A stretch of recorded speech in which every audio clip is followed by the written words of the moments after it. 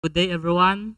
Um, Today we will be having your discussion that is data analytics using R or introduction. This is your introduction to R language. Introduction to R.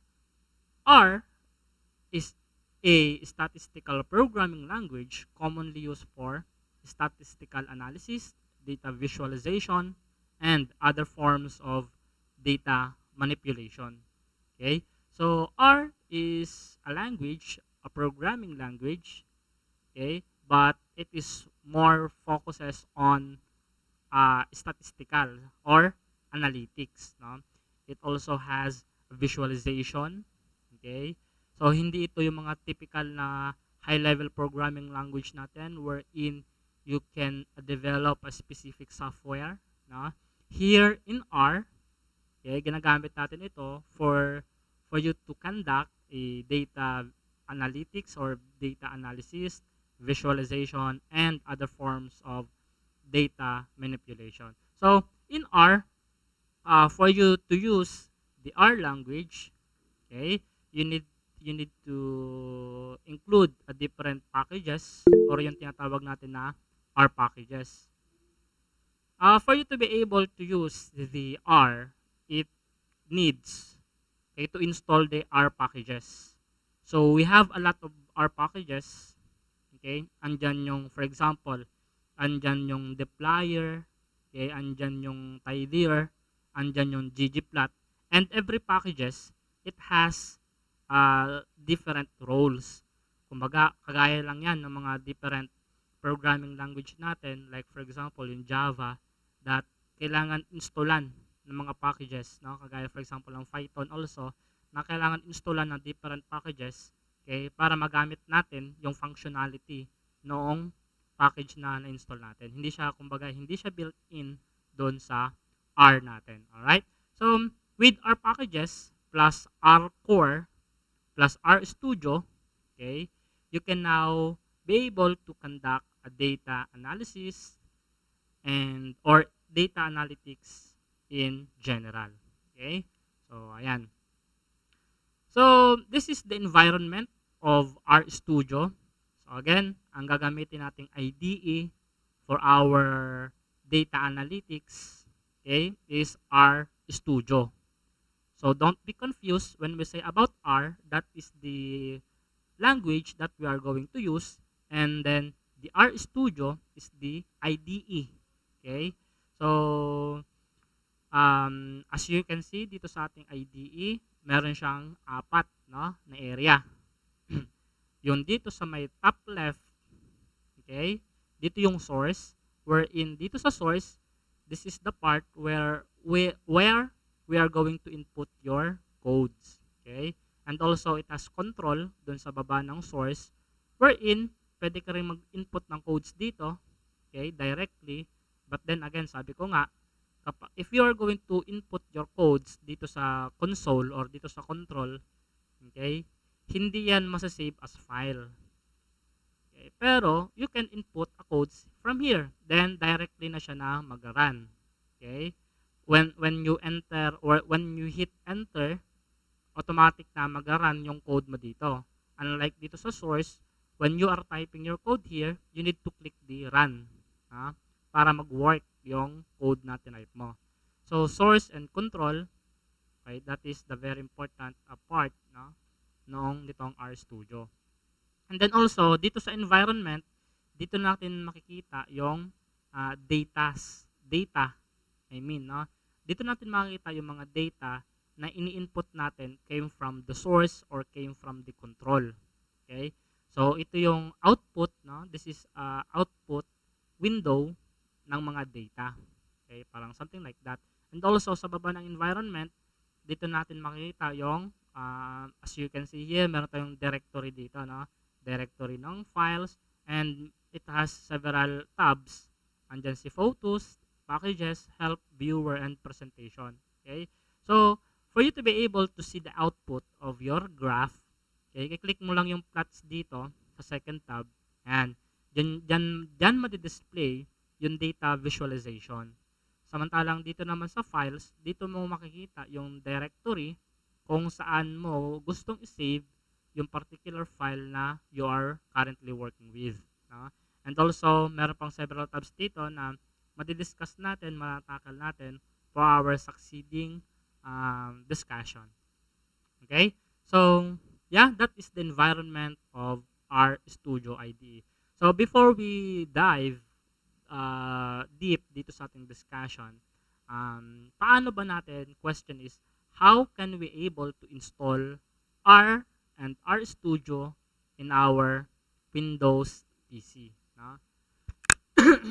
So, yung R is that is compatible sa mga sa different operating system like Windows, Linux, and sa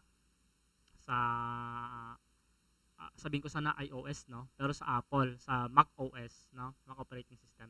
Pero ayan, for this discussion, I am going to demonstrate, of course, how to install using our Windows PC.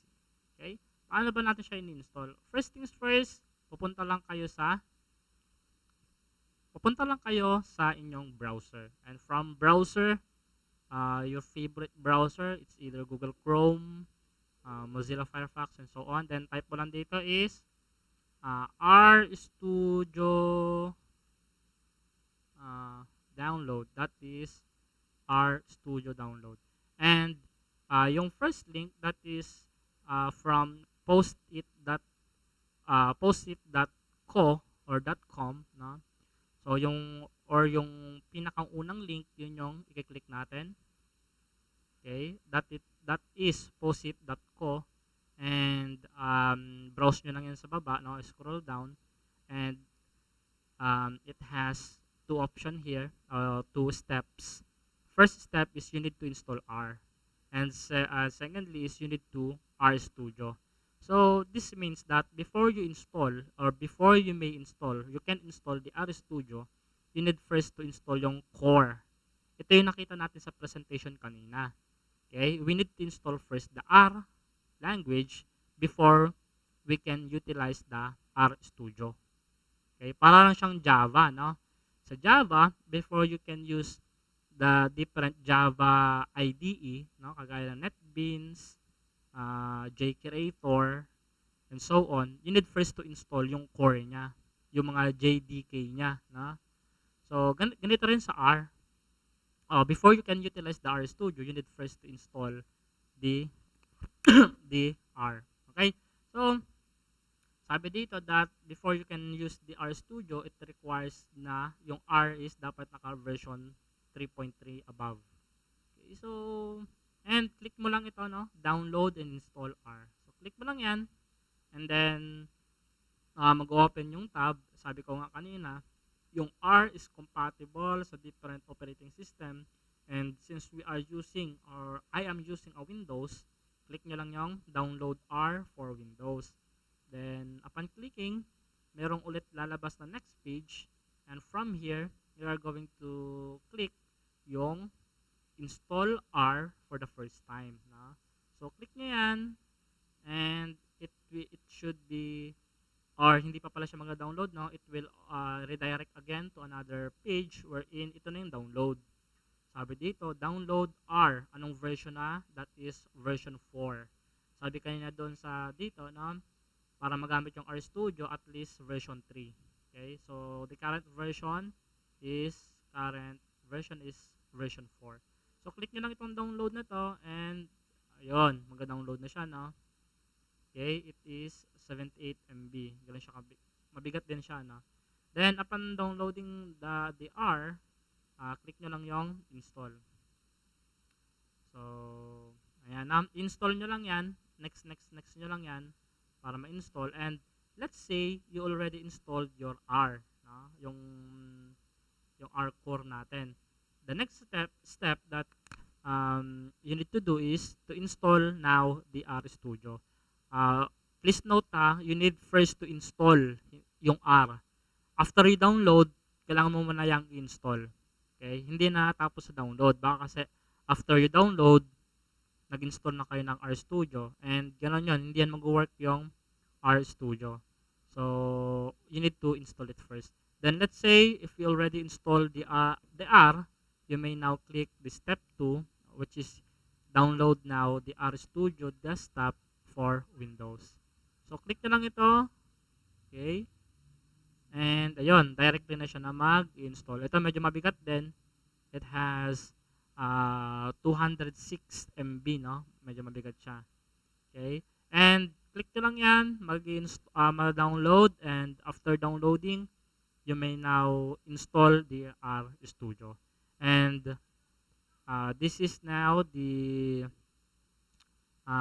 icon for RStudio, that is a circle, an R pala, no? Within the circle. So, ganyan lang yan yung kanyang itsura. And if we are going to open our RStudio, okay, let me open this one.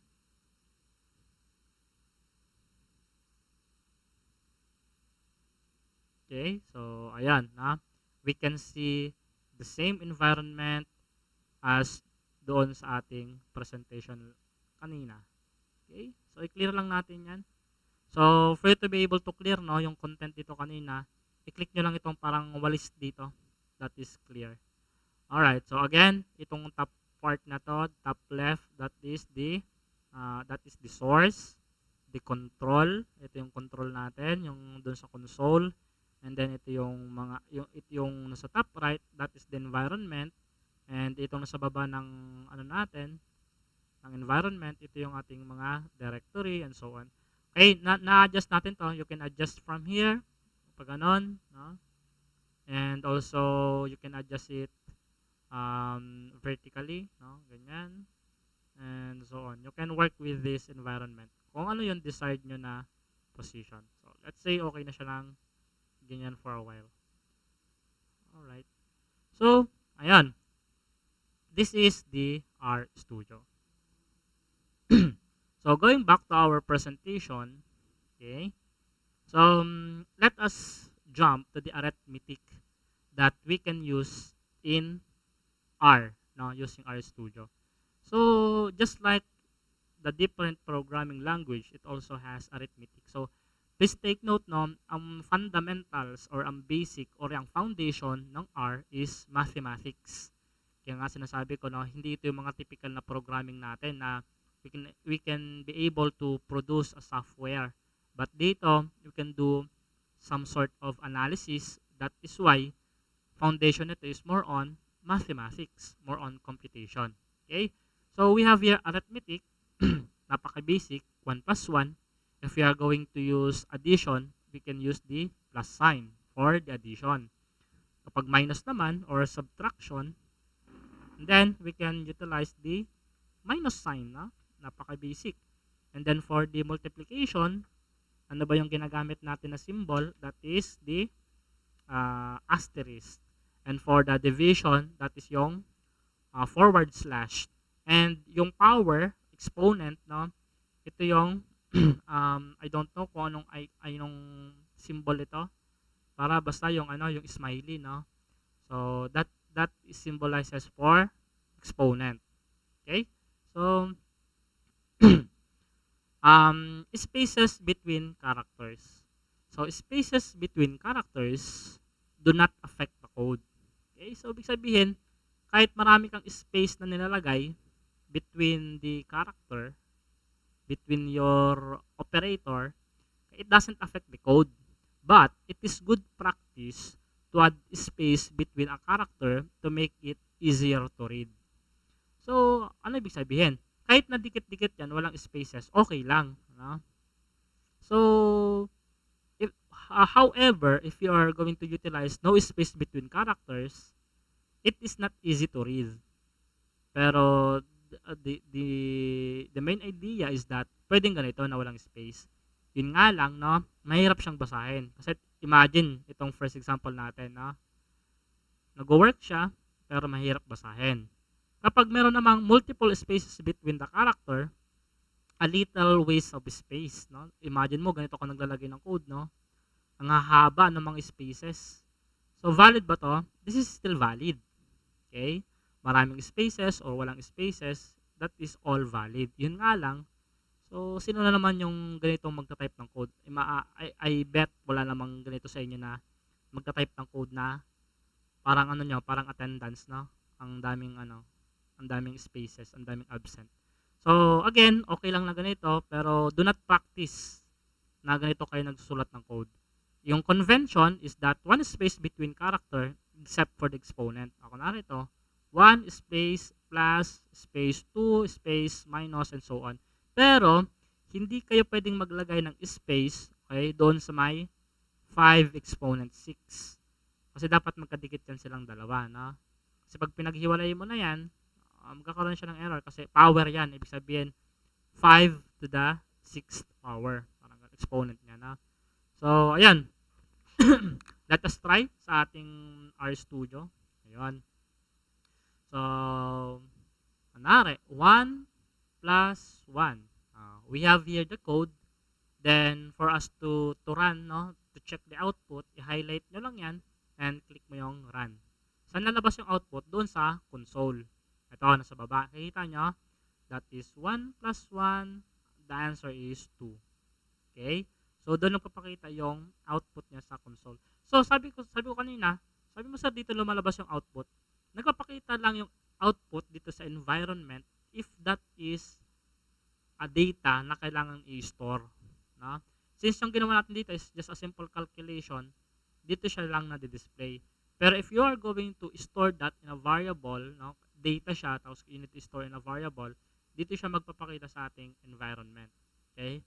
Ano yung mga nagpapakita dito? Yung mga vectors, yung mga list, yung mga array, yung mga data frame, and so on. So, kapag mga simple calculation, dito siya sa console. Okay? So, take note doon ako naglagay ng code sa ating source. Pero pwede ba tayo mag-type ng code sa ating console?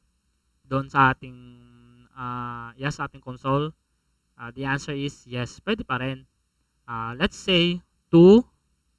Okay, nakita niyo yung aking cursor dito ako sa may console ngayon na 2 plus 3. Okay? And if I hit enter, ayun, the answer will appear. That is 5. So, nagets nyo? Kung dito ko yun ilalagay, sorry, naklik ko yung save icon doon. Pag dito ko yun ilagay, 3 plus 3, for me to be able to see the output, I need to highlight this statement and click ko yung run para lumabas doon. Okay? Pero, para to save me time, I want to check lang naman yung calculation. No? Why not dito na lang ako sa console? Mag-type directly. Kagaya ng pinakita natin kanina. Okay? That is a simple arithmetic. Okay, next. Let us try another example. Let's say 5 minus 3. No? Hit natin yung enter. It will display 2. Okay? Dito naman tayo sa taas. 10 divide, lagyan ng walang space naman this time. 10 divided by 2. Okay? Walang space yan. And if I hit run, it will give us a 5. How about maraming space? 10, space, space, space, slash, space, space, space, 2. And if I hit enter, it will also give us a 5. So nakita nyo, spaces doesn't matter in R. Okay? So now I am going to clear this one. Ayan, kinilik ko lang yung walis dito para ma-clear yung ating console here. Okay, then, ayan, binura ko na rin yung code doon. Alright, so going back to our presentation, that is the spaces between the characters. Next, order of operation. So, ano naman yung order? So, just like your mathematical operation, we also follow the same rules. Ano yung order ng operation? We follow the PEMDAS. What does the PEMDAS means? Mauna yung parenthesis, followed by the exponent, then followed by the multiplication and division. And lastly, no, parang last priority niya is yung addition and subtraction. Okay? So, with this example, ito, no parenthesis. Okay? Kapag walang parenthesis, anong unahin niya? Yung exponent. Diba? So, given this example, 2, exponent 2, minus 2, asterisk 2. So, how it works, ano yung unahin niya? Yung 2 raised to 2. So, if you are going to check here how it works, 2 raised to 2, that is 4, no? Or 2 times 2. So, after we compute the 2 exponent to 2, ito na yung kanyang kalalabasan, no?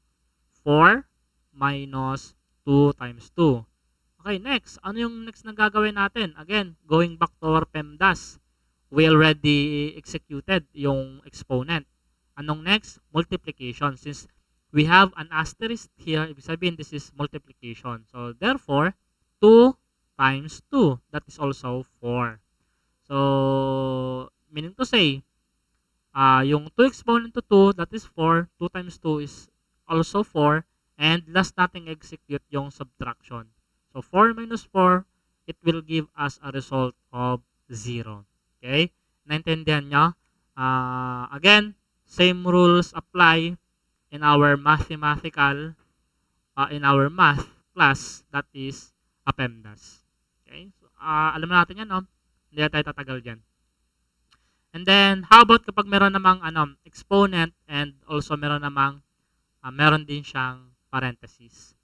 So, use parentheses to change the order of operation. Again, same pa din yung example natin, but this time, nilagyan natin ng parentheses yung, naglagyan tayo ng parentheses. So, therefore, anong mauuna dito? Unahin niya yung loob ng parentheses. That is yung 2 minus 2 times 2. So, ito yung una niyang gagawin before siya mag 2 raised to ito. Okay? So, how it works? Unahin niya yung loob ng parenthesis. Pero, sa loob ng parenthesis is merong dalawang operator pa. Ano yung mga operator na yon? That is the minus and then the multiplication. So, ano yung gagawin dito? Ano yung uunahin sa loob ng parenthesis? Siyempre, yung PEMDAS pa rin, that is the multiplication pa rin. So, inside of the parenthesis, it will perform 2 times 2 first. So, meaning to say, after executing that, that is 2 minus 4. Nagets niya? Kasi exponent yung inuna. And then from here, meron pa rin siyang parenthesis. Okay? So, ibig sabihin, kailangan po natin execute yung 2 minus 4 kasi naka-parenthesis.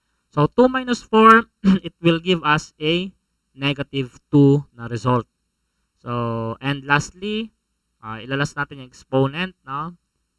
Kasi inuna natin yung parenthesis. So, 2 raised to negative 2, it will give us a 0.25 na result. Okay? So, that is the order of operations. Okay? Same pa din sa mga ating mathematical concept. Okay, paano naman kapag merong multiple parentheses? So, for example, this one. Okay? 4 plus parenthesis minus or negative 1 times parenthesis negative 2 minus 1 and then yung closing parenthesis and raised to 2. Kapag ganito, don't be confused. No? Again, huwag kayong lalayo doon sa ating rules na PEMDAS. Laging PEMDAS. So, anong unahin natin dito? Yung parenthesis, that is negative 1 hanggang dito, no? Ito yung uunahin natin dito. So, yeah, let us try to calculate this one. And inside of the parenthesis is meron ulit parenthesis. So, therefore, uunahin natin muna yung mga maliliit na parenthesis.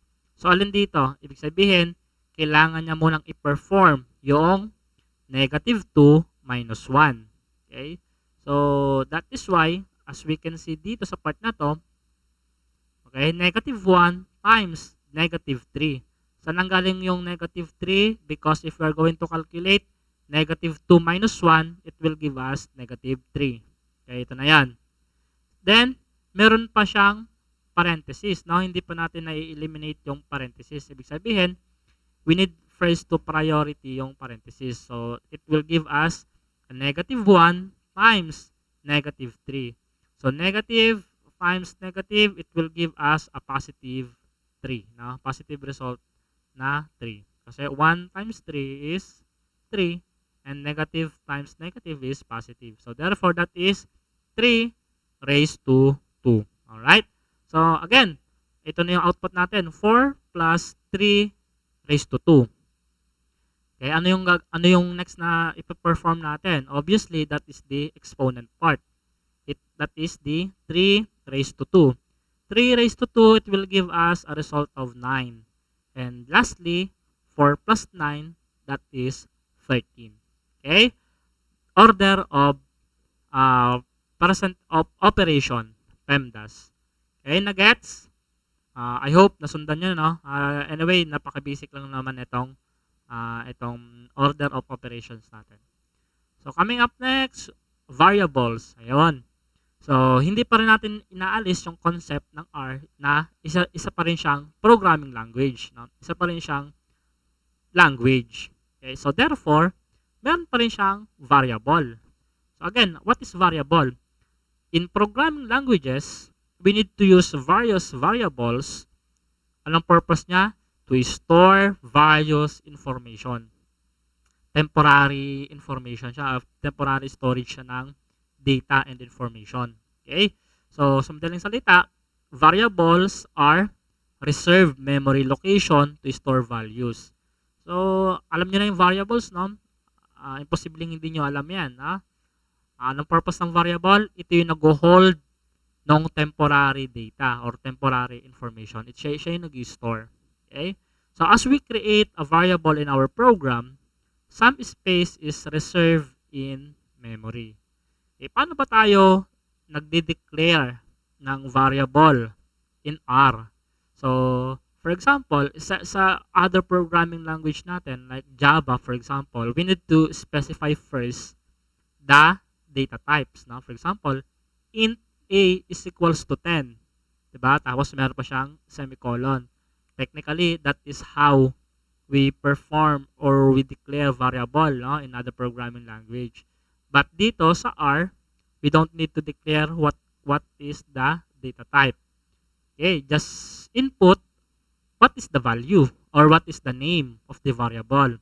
As we can see for example here, anong variable natin dito? That is the age. Okay?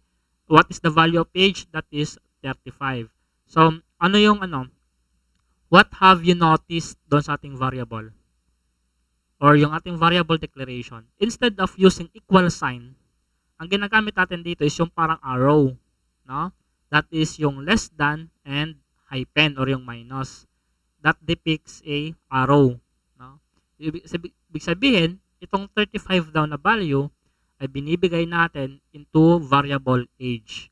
As well as yung 1.5 na value ay binibigay natin directly kay variable x. And lastly, si data natin or si value natin na string or na character. Bakit character? Kasi meron siyang inclusion na double quotation, no? Meron siyang double quotation both ends. So, ibig sabihin, this character will pass to the variable city. Okay? So, again, ano yung mga variable natin dito? We have 3 variables, namely age, x, and city with a value of 35, 1.5, and Baguio respectively. Okay, so, and let us try to input that in our RStudio. Okay? Okay, so, ano ulit yun? Variable age. Okay? So, arrow, less than, and hyphen. Let's say, 35. Variable, ano pa yan? Variable x equals to, that is, let's say, 1.25. Okay, and variable city is equal to, since that is string, no? Let's say, Baguio. Okay? So, and now, para makita natin yung result, we need to highlight again, no? Highlight them all and click the run. Or, pwede mo namang isa-isahin yan. Highlight mo yung isa, yung age, click mo yung run, lalabas dito sa ating environment, yung age with a value of 35. Nagigets? Pwede namang dalawa silang i-highlight mo, then click mo yung run, ibig sabihin, those who are highlighted, sila yung mararan. Run natin, and lumabas na yung city and yung value of x. Okay? So, again, ang lalabas dito sa ating global environment na output is yung kung sino yung una mong in-execute. For example, inuna kong in-execute si City. Niran ko, lumabas doon si City, Baguio. Next is yung age. Highlight ko yung age, kinilik ko yung run, lumabas yung age na 35. And let's say yung X, highlight ko yan, kinilik ko yung run, lumabas doon yung variable X with a value of 1.25. So, ayan, hindi siya in a way na kung ano yung unang nakasulat, yun yung unang lalabas dun sa ating global environment. Alright? So, that is the concept. So, again, napaka-basic lang, this is the variable and yung equal sign ay pinalitan siya ng row na combination of dalawang character, less than and hyphen. Pwede bang may space ito? Let's say ito, nilagyan ng space yan. Check natin kung mag-output ito. Highlight ko to and click natin yung run. Sinabi niya doon is false. No? Iba na yung naging output niya. Kasi parang chine-check niya na if less than or negative doon sa 35. So, that is why kailangan walang space yung arrow. Okay, click natin yan and run natin. Ayun. Okay, it will give us a output. Ini-store niya yung 35 doon sa ating global environment. Okay, so next. Ayan. As we can see here, kapag maglalagay tayo ng class, sasabihin niya doon na yung age variable age is a numeric, yung X is a numeric, yan yung city is character. Try natin ito. We use the class na function. Okay, nara dito na. Doon sa console na lang natin. Let's say, I want to check ano ba ang data types ng variable age. So, from here, lagay ko lang class and then I input here age. Okay? And hit ko lang yung enter, sasabihin niya doon is numeric. Numeric siya. Bakit? Kasi 35. 35 is a number. So, therefore, that is numeric or numerical. How about yung X? Check natin yung kung anong data types ng X. Class X. Hit natin yung enter. Then, sasabihin doon is numeric. Bakit still numeric? Na? Even though with decimal yan, that is still considered as numeric. Okay? And lastly, yung city, check natin yung class and variable city. Na? And hit natin yung enter, it shows us a character. Nakita nyo? Character daw ang data types ng variable city. Okay? So, those are the different data types. And, ayan. Okay? Variables naming convention. Ano ang mga dapat at hindi dapat gawin sa pagpapangalan ng ating variable sa ating R? Okay? So, in programming language, at ano pa yung definition ng variable. So, ano yung pwede? Pwedeng single letter. Pwede yan, no? X, valid. Total. Capital yung letter T doon. Valid ba siya? That is valid. How about this one? Nag-start ng period or ng dot. That is still valid, no? That mean that average dot set. Okay? Pwede siya. Valid yan. How about underscore? Pwede rin. Total, underscore, minus, underscore, input. So, meaning to say, if you want to put spaces doon sa inyong character as inyong variable na dinedeclare, kasi in declaring a variable, hindi pwedeng may space. Pero for you to able to put a space, na pwede kang gumamit ng period or underscore. Na? So, yung mga yan.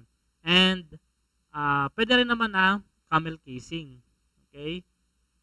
So, paano yung camel casing?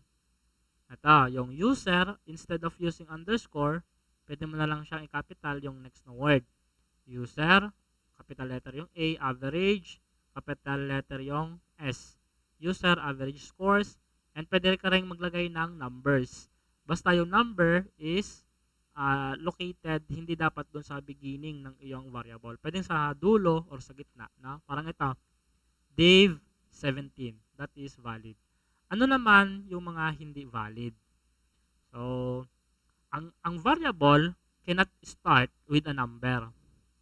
Ito na, hindi siya pwedeng mag-start ng number. To Dave. Hindi siya allowed. So, can't have a character other than that or underscore. So, walang ibang character ang pwedeng gamitin aside from that at underscore lang. Ibig sabihin, itong percentage dito is invalid. Okay? So, ano pa? Sabi nga natin kanina, you can use that at the beginning. Pero, kailangan, if you are going to use that at the beginning of your variable, kailangan hindi siya masusundan ng number. Kasi kung babasahin natin ito, that is 0.3. Kaya siya nagkakaroon ng error. Ibig sabihin, if you want to use that as a separator, kailangan hindi siya masusundan ng number. Kasi it may cause an error. So, invalid yung that tapos number. Pwede siya that and then the character. Okay? And lastly, ang variable ay hindi pwedeng mag-start ng underscore. Okay? Cannot start by underscore. So, please take note of this naming convention in variable because it will saves you time in debugging. So, sundan na lang natin. So, technically, ang ginagamit natin madalas dyan is yung small letter lang lahat na variable. And if you want to put space, we can use underscore or a simple dot. So, that is the naming convention.